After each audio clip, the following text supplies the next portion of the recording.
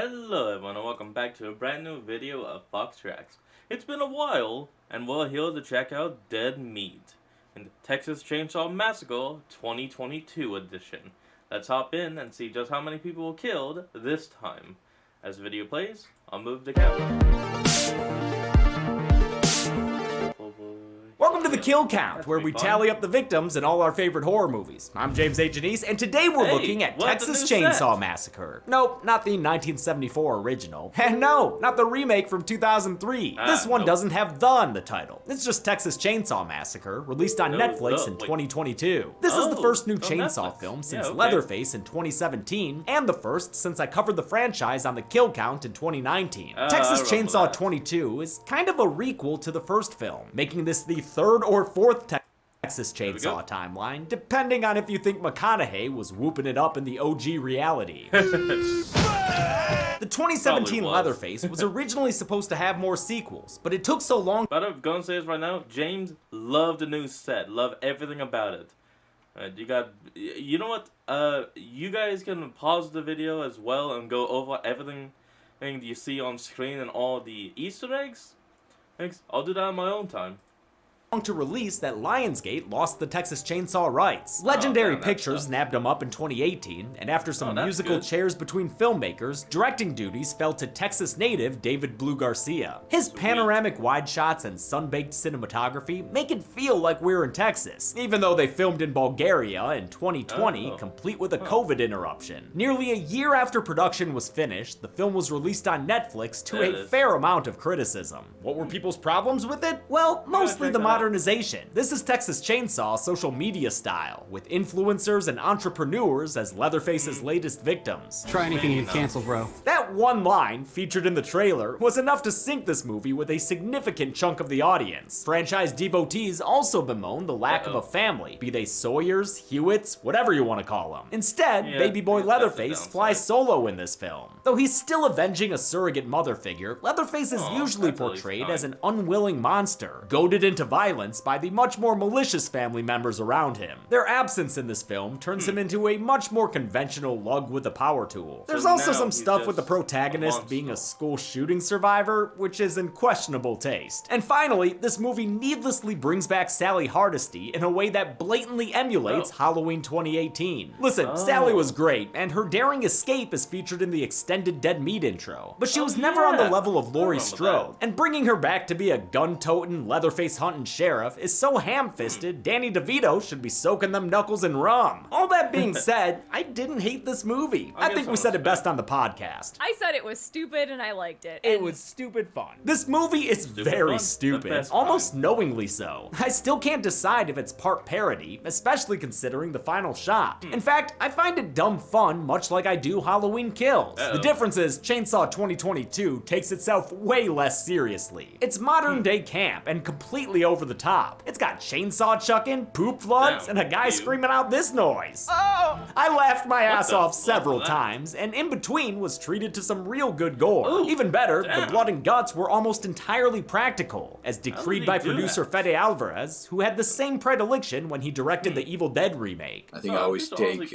sloppy, crazy, like kind of slightly campy special effects than any like polish, like super high-end VFX, right? Chainsaw 22 is a far cry from Tobe Hooper's two masterpieces that began this franchise. But to be honest, most of the other installments aren't great, and at least this one's bad in a fun way. Still, if the beating Texas sun and poop floods leave you feeling dirty, we've got you covered with today's sponsor, Dr. Squatch. That's right, we've gotten a Squatch sponsor for Pinhead, Jason, and... We're back. Original Texas Chainsaw was mostly psychological horror, without a lot of on-screen blood. But director Garcia said that audiences have become desensitized, so his movie needed gore and creative deaths. Let's see how creative this cat got with his corpses, and get to the kills. God bless it, we got an ad. We're back. Now to the kills.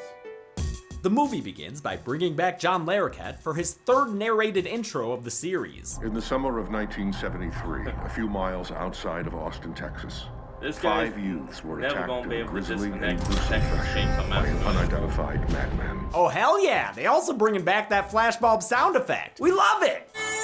This news report mentions the victims from the original and tells us Sally Hardesty is still alive. After surviving the ordeal, she became a Texas Ranger, but was never able to track down Leatherface, the big boy still at large. Now it's nearly 50 years later, in the age of cell phones and self-driving cars. A group of youths are moving from Austin to the rural ghost town of Harlow. Population, original movie's release year. It's easy to assume these uber millennials will be easy to hate, and they truthfully do suck at first. For instance, Melody here has obnoxious dialogue that I don't believe anyone would say aloud like this. Look at this guy.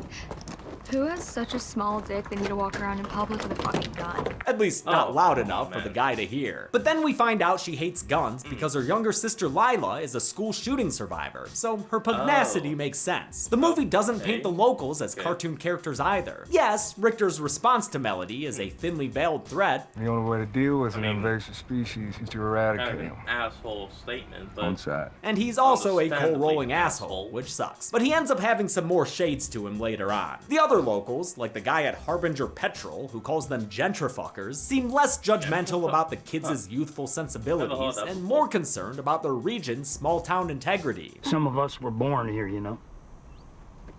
Saw it in its prime. So please, be respectful for the town. Melody promises that's they completely will, since their understandable, no grandma worries. grew up nearby. And I like that she and the sheriff come to an understanding here. It shows the locals aren't all bad guys, except maybe this deputy and his blatant eye fucking. Keep it in your sockets, pal. All I'm saying is, I Yeah, think this movie that- balements these cultural up with that forces a deputy? I have lot a bad better than, feeling. say, the Wrong Turn reboot, where the rural folk claimed they were morally equal to the city youths, but also murdered people and kept sex slaves. God, that was fucked I up. remember Texas that movie. Chainsaw may God, that approach was these terrible. themes and characters in shallow ways, but it's also more unique Terrible and in a interesting. good The way, kids I get to mean. Harlow, eager to So take on. over the abandoned town and spread their messages all over it. Behold the joys of late-stage capitalism. Maybe spread something else all over too, by the sounds of it. Dante is clearly excited, understand being the why head of he this does expedition, which is never fully explained. I guess they're creating a utopia town? We're idealistic individuals who want to build a better world. That doesn't really provide any answers. Yeah, that's a cult. There's also that. Turns out Richter, the Like, gun-toting, that's coal-rolling guy from the gas station, is their this guy's contractor, cool. meaning he's working on the buildings that Dante and Melody are trying to sell. Dante also has a significant other who looks like Samara Weaving and whose name is Dante's partner. At least that's what the Netflix subtitles call her, Dante's on. partner, the entire time. She's called Ruth in the end credits, but Thank I you. swear, I never once heard that name said. An old Confederate flag won't look good to Dante's investors who are arriving soon, so they head inside the building to take it down. It's an old orphanage, complete with a group picture from 1975. There's a faceless big boy in the back, but even more alarming is the cadaver-looking woman they find still living there. These buildings are supposed to be empty, all of them reclaimed by the bank months ago. The woman, Ginny, says there's been some confusion and claims she still owns the title to this place. Honestly, the building's title is like a whole fucking thing, but it's too dumb and specific for me to get into here. Yeah, You I can guess always that go just watch the makes movie sense. to see more about the title plot. I When the probably youths will push just their watch claim it. on the house, See if I can Ginny's love last my family foster big tonight. boy appears at the top of the stairs. Oh, it's fucking Leatherface! The cops then arrive, and the situation gives Ginny a puke-spewing heart attack. So Leatherson lifts her up and puts her in the sheriff's van so they can take his mama to the hospital. With a bus of Even investors his face rounding the hidden, I see. bend, Dante's partner offers to go with the police and let the others know what happens to Ginny. Dante's I'm sure partner, she'll be come just on, fine you with could at all least those call her cops Ruth. and also Leatherface. In this movie, I guess Leatherface has been living out his days in an orphanage that he stumbled upon 2 years after the events of the first film. That new revelation and the return of Sally Hardesty he is why this lose movie the feels like a requel. It's big worth face, noting you though know? that story by credit and producer Fede Alvarez claims this doesn't explicitly erase the continuity of the previous sequels. He basically said it's pick and choose canon, so maybe Leatherface hung out at this orphanage in between shilling chili with his brothers in an amusement park from hell, living with Viggo Mortensen in the swampy region of Texas, and working for the Illuminati under Matthew McConaughey's watch. You don't think the FBI has this place under 24-hour surveillance? You don't think there's transmitters in all these walls? I'm interested in your ideas, what Mr. the hell? McConaughey. Could you please tell me more?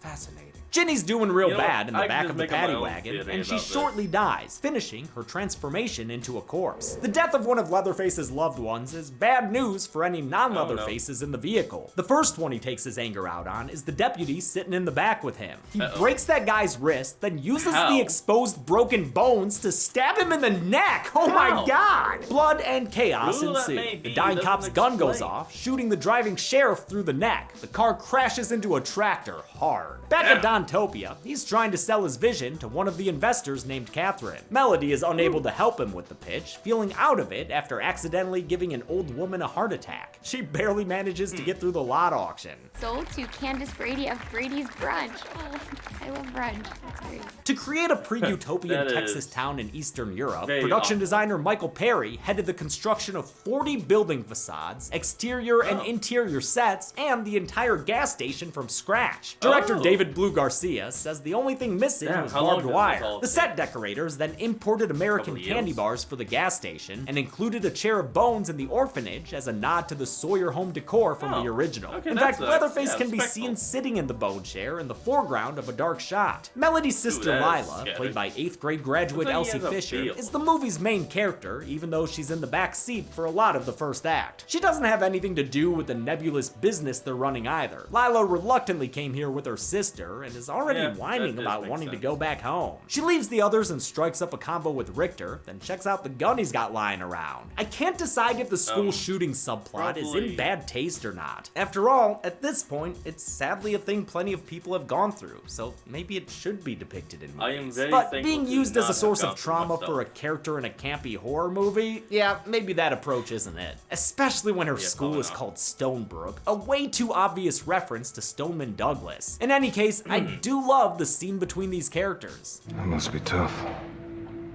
Living with that. Everyone expects me to do something special with my life now, and Hey, the only special thing would just be I can only disappoint them. Also, I guess I'll count these 7 students we see in her flashback. Ugh, it feels weird doing it though, man. I don't like it. Drop Not a one gun. bit. Melody gets a text from Dante's partner saying Ginny died, which messes her up so much she decides to call it quits and leave. As self-righteous as Melody appeared at first, she does show empathy and guilt about Ginny's death. She's not a bad person at all, and her shades are played perfectly by the talented Sarah Yarkin, last seen on the kill count in Happy Death Day to You. Miles away, a 60-something-year-old chainsaw murderer is sawing his adoptive mom's face off. That's some crazy shit. It works as a callback to an earlier line Ginny said. Wish I'd known y'all were coming. I'd put my face on. And it turns Chelsea's baby boy back into the Leatherface we to know and laugh. love. She, who may be Ruth, tries to radio for help, but turns out the sheriff sitting next to her isn't quite dead yet, thus the lack of kill graphic. Leatherface pops in to fix that oversight and kills the sheriff with 2 simple bashes to the skull. Mel Hudson does some excellent scared acting here, and you really root for this woman whose name you're not quite sure of. But eventually Leatherface busts in and busts her gut, tearing open her midsection with a broken shard of glass. Hush now, child. You'll get a name in heaven. After checking the sunflower soil quality, all good here, Leatherface heads back towards the town. Hold on, folks. And we're back. Why did they use that sound effect on a grill cover opening? I love it. Dumb plot stuff keeps the kids in town, like Richter taking their keys and them trying to find that title. Other plot stuff calls Sally Hardesty back into the fray. Sorry, Sally, no more dressing pig carcasses or playing bass and keyboard in Rush. In honor of your friends whose names no one remembers, it's Leatherface hunting time once again. Sally's been recast in this movie since the original actress, Marilyn Burns, died in 2014. She's now played by Alwyn Fuele, last seen on the kill count doing cult stuff in Mandy. Best things I can say about this subplot is that it gives us some decent shots in the sunflower field later, and shows off old Ginny in all her faceless glory. That's about it. The entrepreneurs wind up in the orphanage, where Melody does in fact find the place's property title. Supposedly, that means Ginny shouldn't have been kicked out of there. But couldn't she have just kept that thing in a drawer, even if she did lose the building to the bank? They're still poking around when Leatherface gets back home, and he attacks Dante in a fun homage to Kirk's death in the original. I love the use of a swinging door in place of a sliding one. Dante bleeds out on the floor and Melody catches a glimpse of it, so she hides in the closet and watches as Leather gets sentimental with his adoptive mother's dress. He did always have a penchant for makeup. He also doesn't like it when people invade his home, so right now he's pissed at the entrepreneurs. And this mirror! A sudden storm sends all the investors scurrying onto the bus, as inside the orphanage, Leatherface hacks his way through the bedroom wall. The camera whipping with his swings is an obvious homage to The Shining, and at this point, I don't think we need to reference that scene anymore. It's been homaged enough, everybody. The reference stirs Dante awake, who gets up and stumbles down the street towards the bus. Richter finds him with half a Joker thing going on, and though he made it this far, Dante then bleeds out to death on the sidewalk. Oh, come on, Richter. This is not the time for arm wrestling. Richter tells Catherine to call the cops while he heads towards the orphanage, gun in hand. Inside, Leatherface retrieves his unleaded Excalibur from the wall. There it is. The pull start, two-stroke, screaming yellow people mulcher, hidden away these decades past. Director Garcia says the chainsaw was one from the original film, although I can't tell if he means the exact same unit or just the same Poland brand. I was told that this is one of the original chainsaws used in the first film. Oh, yes. So, and based on how the fact that it took about 20 to 30 minutes to start, didn't stay on, I would say that's correct. Turns out you can teach an old saw new tricks, because in an unusual move for Leatherface, he hides as Richter comes upstairs. Melody tries to help out with a mirror, but Leatherface still gets the jump on the mechanic. The fight is fucking graphic. Legs should not bend that way! And eventually, Leatherface impales Richter's neck on a glass shard. The guy heroically gets his keys out for Melody right before Leatherface puts the nail in the coffin by hammering his head repeatedly. For this outing, Leatherface is played by the 6'4" Mark Burnham. His more elderly Leatherface still has energy and bloodlust, but has to take more breaks and breathers due to his age. The skin mask he wears was created by makeup artist Todd Tucker of Illusion Industries. It was designed and applied by key artist Martin Astles, who opted to make Leatherface look more sad than outright scary. The silicone face was attached to Burnham with Velcro tabs that made it easy to remove between takes. More than 20 masks were made for Burnham and various stunt performers, each of them hand-punched with eyebrows and eyelashes. I couldn't get one of these new masks in time for this kill count, so I'm just using the original back there. Sorry. Melody tries to discreetly leave the orphanage, but it doesn't go exactly as planned. Whoa, holy shit, dude. Leatherface, you throwing shit now? He gets the chainsaw revving again, and they have a fun chase scene where he does an upside down Jaws through the floorboards trying to get her. This is when he cuts through a pipe and covers her in poop.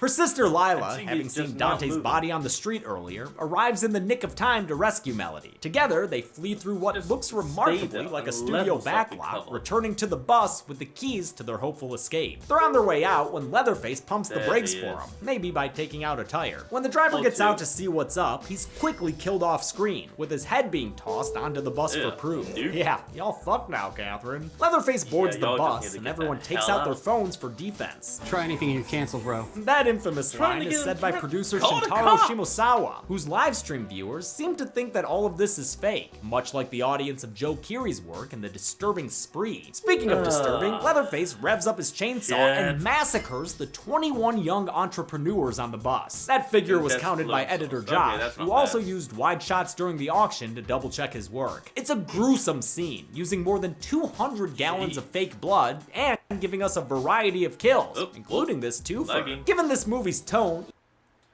you might expect this slaughter scene to be fun. I'm gonna pause just for a moment, let it all load, because this is kind of a lot. See all of you in a moment.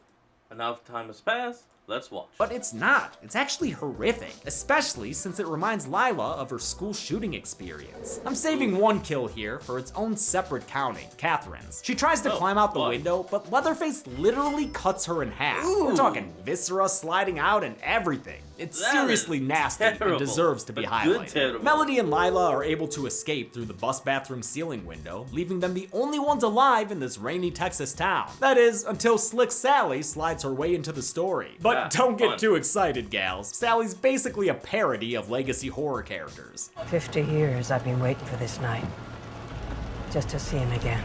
Wonder if she has any preferred time for evil to die. Halloween, Instead of helping them, Sally leaves the sisters locked up as bait or some shit, then saunters into the orphanage with her shotgun. She follows the footprints and chainsaw to find Leatherface sitting on a couch. Oh, I'm sorry. Did you need something, lady? Sally gives a dramatic speech and recites the names of her friends and annoying brother, but Leatherface betrays no recognition of them or her.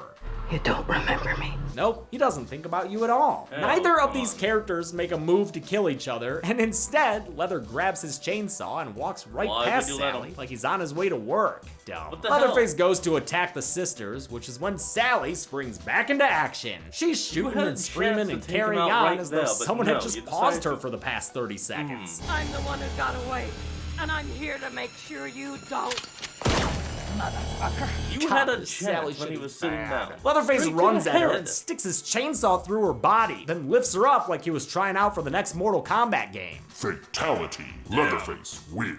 He chucks his chainsaw at the fleeing sisters, sending Sally's car crashing into Richter's garage. With Melody momentarily trapped in the wreckage, Leatherface chases Lila back out into the street. He's almost got her when a somehow still alive Sally shoots him from her little trash pile. That's some good trash shooting, Sally. She tells Lila to stop running away from her trauma. Otherwise, Leatherface will haunt her for the rest of her life. Then Sally finally dies, her last act being to give her loaded gun to a school shooting survivor. To avoid growing up traumatized like that trash pile corpse, Lila hunts down her tormentor with a gun, taking control of a thing that helped ruin her life. She enters a movie theater that quickly becomes a theme park haunted maze, then stumbles upon a chainsaw idling on the ground. What is this, a trap? Akbar be damned, it is a trap! A trap doesn't seem very Leatherface, but... Hold on, folks. We're back. It's also not very movie theater to have a pool in the floor of the lobby, so fuck it. that Lila makes emerges sense. from the water, and Leatherface follows like he were Swamp Boy Jason. In his continued fascination with Chuck and shit, he hurls his chainsaw at her again. Melody shows up to try to help her sister, then quickly loses ground to Leatherface's attacks. Lila pops in with a shotgun to show Big Boy what's what, and Melody delivers the ultimate blow by chainsaw uppercutting Leatherface backwards into the theater pond. This finishing move was an unplanned homage to Stretch doing the same to Chop Top in Texas Chainsaw 2. The sisters watch as the bleeding, sputtering killer sinks below the surface. Well, that should definitely be that. No need to worry about anything else, ladies. You did it! The sun rises on Harlow and the girls hop into their electric car, ready for the long ride home. They set it on autopilot and pop open the sunroof and let in that Texas sunshine. Oh shit, it's fucking Leatherface! He drags Melody out and straight up decapitates her in the street while her sister Lila screams and watches. It is a batshit final kill, made hilarious by Lila being stuck in a self-driving car. A high-tech parody of Sally's escape. The movie ends with a Leatherface spin, another more straightforward homage to the original. And a post-credits scene shows him returning to the family farmhouse from the first film. How many gentrifiers became gentridiers? Let's find out and... What the hell was that? Well, now that the numbers are counted, moving back over. We counted 38 victims in Texas Chainsaw Massacre. With a 16-15-7 split, we wound up with mostly even guys and gals, with a big wedge of unknown flashback victims. This body count blows the rest of the franchise out of the water. The first 5 movies were pretty chill with kills, and though Leatherface had 21, this was nearly double that. I really like these franchise stats. With a breezy runtime of 74 minutes, that left us with a kill on average more frequent than every 2 minutes. I'll give the Golden Chainsaw for coolest kill to the Bus Massacre, including Catherine. Out of all the Texas Chainsaw Massacres, this massacre was the most massacre of them all. Dull Machete for lamest kill will go to Sally Hardesty, not because of how it happened, but because it happened. All that did was verify that the Sally subplot was garbage. And that's it. Texas Chainsaw Massacre came out in 2022. Some called it woke, some called it conservative, and many called it pretty bad and dumb. But I like it, mostly. Until next time, I'm James A. Janice. This has been The Kill Count. The next Kill Count. Welcome, everybody. Have a seat at the table. Wait, I know that. That's Truth or Dare. Oh, I can't wait to see them do the kill count of that one. Because pretty much everyone you see on screen is pretty much the whole count. Anyway, that is where we're going to end off today's video. I'm gonna just let this and play feast upon a movie that will absolutely I want you all to remember to like, comment, and subscribe for more. Down Would You Rather is a death to the game original movie video. starring Jeffrey Combs as a scenery-chewing, scene-stealing... Sorry about that. Link to the original video will be in the description below. Also remember to support out the original channel on all they do, and I'll see all of you folks next time. And looks like next time it's Would You Rather. Peace out.